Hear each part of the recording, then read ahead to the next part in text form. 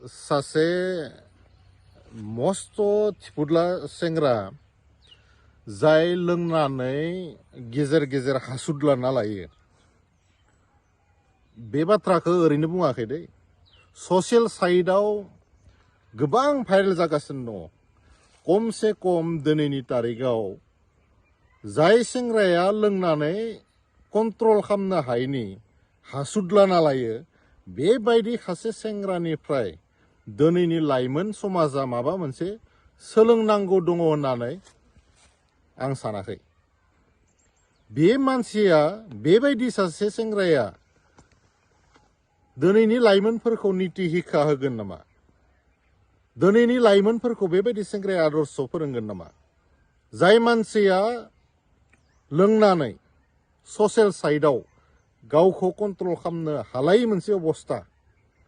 बेबायदि मानसिया दिनै मिडियायाव ओंखारनानै गिदिर गिदिर बाथ्रा बुंदों आरो जाय मानसिया बे सेंग्राखौ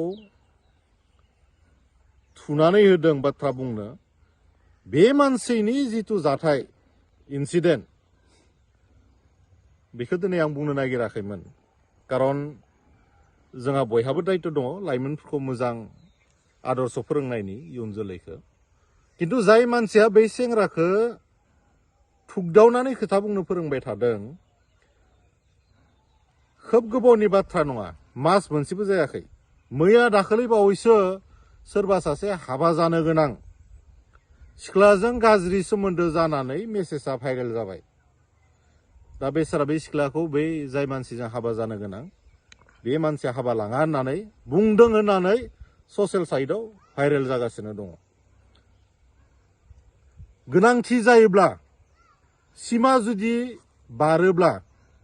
बेफोरखौबो किसुमान मानसिया हगारना होगोन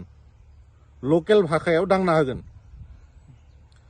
जायफोरा दिनै लाइमोनफोरखौ नीति शिक्षा होनो थाखाय ससियेल मिडियायाव गोदोर गोदोर बाथ्रा बुंनो थाखाय थुगदावनानै होदों बे मानसिनि केरेक्टारा अलरेडि सासे गथ' थानायनि उनावबो सासे नायल' जायल' गथ' थानायनि उनावबो भाइरेल जानाया बिथांनि थाखायल' नङा लाइमोन समाजनि थाखायनो लाजिनांथावना मोनसे बाथ्रा दा बाथ्राया जाबाय बेबायदि मानसिया दिनै सोरांब्लानो ओंखारनानै सोरखौ पलिटिक्सआव थानांगो सोर समाज बेबस्थायाव थानांगो सोर मा खामानि मावनांगो बेफोरबायदि आदर्शनि बाथ्राखौ बुंगासिनो दङ आं खावलायनो नागिरदों फंबायनि केरियारखौ आङो फोजोबनो नागिराखै बैसोबो दंबावो समाजनि खामानि माव नाथायबा नोंनि जि एक्टिभिटिस दिनै जिहेतु ससियेल साइटआव ओंखारबाय नों माबायदिहाय डिफेन्ड खालामगोन नों लोंनानै हासुद्लानो लानाय मानसिया दिनै लाइमोनफोरखौ मा बुजायनो नागिरदों मानव गेदेर प्रमद बर' बिथांखौ नोंथाङा बाख्नायनानै बुंदों थिगैनो दङ बिपिएफआवबो जि मानव गेदेर प्रमद बर' बिथांनि आदर्शखौ मोजां मोननाय मानसि दङ बेनि थाखाय साबायखर होबाय मोनसे बाथ्रा बेजोंनो खावलायनो नागिरदों इन